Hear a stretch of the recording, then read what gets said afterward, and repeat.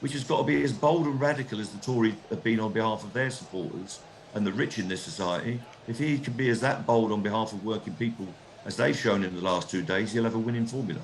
Rail to be renationalised. Well, that much is clear anyway. Yeah, well, we've got a statement that we're pleased with, that we're going to go back into public ownership. We think that's good for the country and will be good for the economy and good for the environment if we can get a proper integrated transport policy. We've also got to look at our bus services and our merchant marine and our ferry services. They all need support and they all need to have the profit motive taken out of them, because these companies have shown that they're only interested in making profit, and when they can't make profit, they let the systems collapse, which is what we're seeing on the West Coast service. All of you trying to get up and back to Liverpool. I was on it today, coming back down, and it's a disaster. And that's when there is not an industrial action. They've cut back on the services because they can't make enough money out of it, I think, and because they're incompetent. Okay. So we need to keep working with the Labour Party to see what the implementation of that pledge is, because there's a lot of detail between a pledge and actually getting it across the line and implemented. So we'll be working constructively on that with them.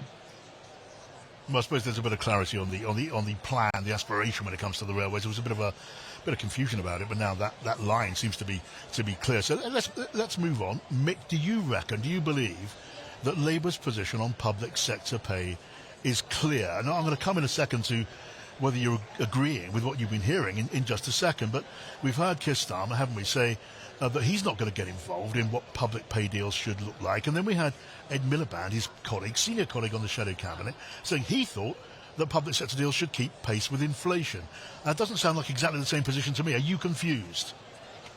Well, there is a clear need for pay to be improved in this country, whether it's the public sector or the private sector. Many people have not had an inflation matching or inflation beating pay rise for many's the year, and that's particularly true in public sector. But there's also a lot of people in small and medium enterprises and even some larger enterprises that have not kept pace with inflation, and that's causing a lot of distress. If you see what's going to happen to interest rates, that will mean that mortgage holders and renters, who are many of them are victims of this buy-to-let method, where people are speculating on housing, are going to suffer massive increases in their housing costs, as well as all the other general costs in utilities, which are going up despite this price cap. So something's got to be done to give working people, the ordinary men and women of this country, a square deal from the workplace. Now, I don't expect politicians to be directly at the table negotiating, whether it's the health service or the education service or in our own railway service where we've got disputes at the minute. But they've got to have a disposition that allows these things to be settled. We've heard in education and health this year that they're going to get 3, 4, 5%, but none of that has been funded. I'm hearing from colleagues in the education unions that they're going to have a crisis because even the modest offers that they've made are not actually funded. And so head teachers are going to have to make decisions about cutting children's education in order so that their teachers can have a proper standard of living. So Keir Starmer's got to sort themselves out and have a bit of clarity. I don't expect him to be there whispering in employers' ears. But, when he is the Prime Minister, and I hope he wins the next election, because we certainly need to get this bunch of incompetents out of number 10 and number 11 Downing Street, as we've seen over the last couple of days. They don't appear to know what they're doing. They're a bunch of zealots, it seems to me, free market libertarian zealots. And we need to get them out. We need a competent administration that's going to fund public services and public pay properly. Well, look, the thing is, government, as you know, government is about difficult choices. And if Labour were to get into office, they will have plenty of very difficult choices to take.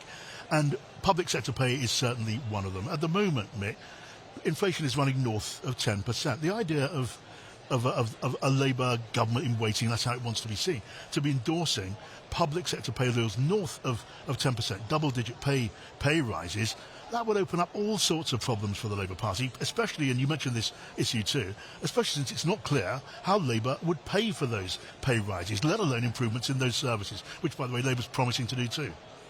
Well, if you take the railways, everybody's claiming that the railways aren't making any money. Last year, they took £500 million out in profit. That could pay for our pay rise immediately.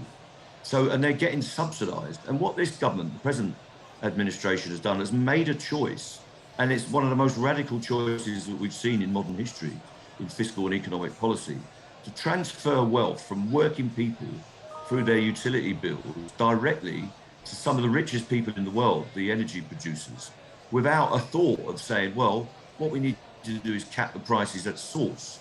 The distributors and the energy producers need to control those prices.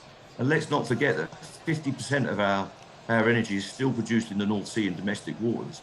There's no need for those prices to be at international global market rates. They could have made a direct intervention. Instead, what they've chose to do is transfer, we don't know what the final number will be, between 100 billion and 200 billion pounds to some of the richest people in the world through these companies. And they'll be paying healthy dividends and having healthy returns on their investments. Over the next few years. I mean, that's the political. That's the political argument. I argument. agree with you, John, that it's about priorities, but there is plenty of room for manoeuvre in those fiscal choices. At the minute, we've got the wrong choices being made. Yeah, I mean, you're making the apolitical argument against the budget, and that's what this conference is going to be doing all week. But on the question of public sector pay, I hear your point about profits in the railway industry, but I'm looking in particular at Keir Starmer's policy and handling of all of this. If Keir Starmer were to row in behind your union's pay demands, what's he going to say to the nurses? What's he going to be saying to the doctors? What's he going to be saying to millions of other workers in the public sector who are lining up ready to ballot and take action? It wouldn't be politically sustainable, would it? Well, I think it would. He's got to work out whether he's with working people who are underpaid right across this economy. The value of their labour is not being paid for. Many people are in work and they're on benefits. People shouldn't be on benefits when they're at work, because what you're doing then is subsidising low pay employers, and that's often in the private sector. If you take the NHS, vast amounts of it are now being subcontracted out, not just on the ancillary side, the cleaning and the catering and the environmental services. It's actually the clinical services that are being privatised. So all of that profit is being returned often to offshore companies and American medical companies, and that's happening all over our public services. So if we stop privatising and ripping profit out of our public services, we can afford to fund those properly and pay our valued domestic public servants the right amount of money for their labour. And that's clearly not happening. And a Labour Party has to make a choice. Do we have progressive taxation where the super rich actually pay their taxes?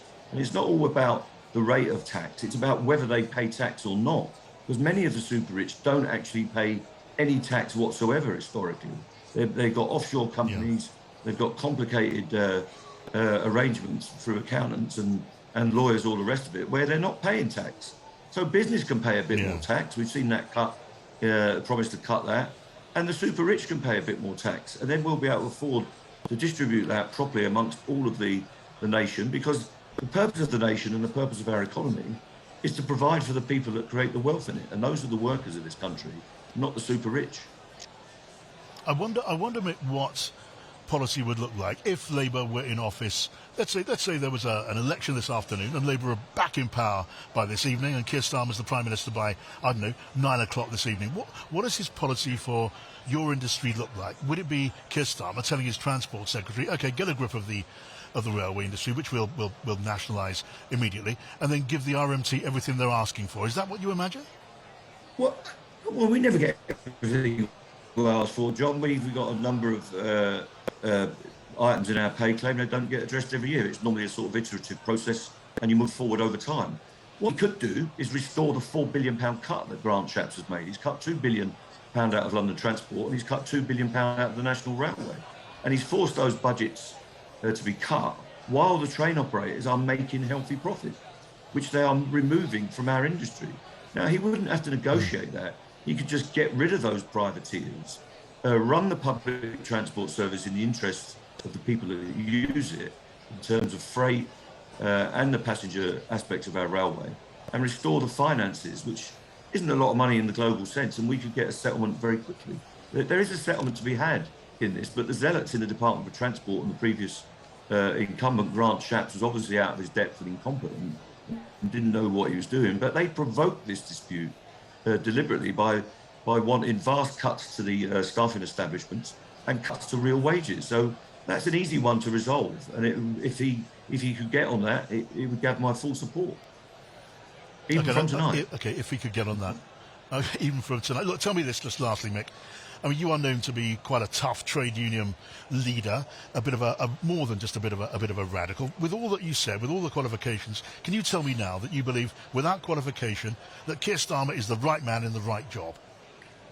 Well, he is the man in the job. Labour Party members elected him and put him into that No, I know position. he's the man in the job. Yeah, No, but I well, asked you, I'll do you finish think the he's the answer. right So man in the right job? I'm not campaigning for Keir Starmer to be removed. I want Keir Starmer to show that he's got empathy with working people, that he's got a set of bold ideas and radical ideas, and that will prove that he's right for the job. He's the person that's the alternative to Liz Truss. Liz Truss is a right-wing zealot. Keir Starmer's a bit more of a cautious person. I'd like him to be a bit more bold. I'm sure he can find those values and those policies that will deliver for working people in this country and for our whole nation, if you like. And I think he can do that. He's obviously got the intelligence to do it. He's got to show that he's got the passion and the arguments to win the case for a government in the future. I think he can do it, and I'm going to encourage him to do it. There'll be a bit of prodding in that. There'll be a bit of passion from me and our trade union leaders. But we're convinced that the Labour Party can win if they stand on the right platform, which has got to be as bold and radical as the Tories have been on behalf of their supporters and the rich in this society. If he can be as that bold on behalf of working people as they've shown in the last 2 days, he'll have a winning formula.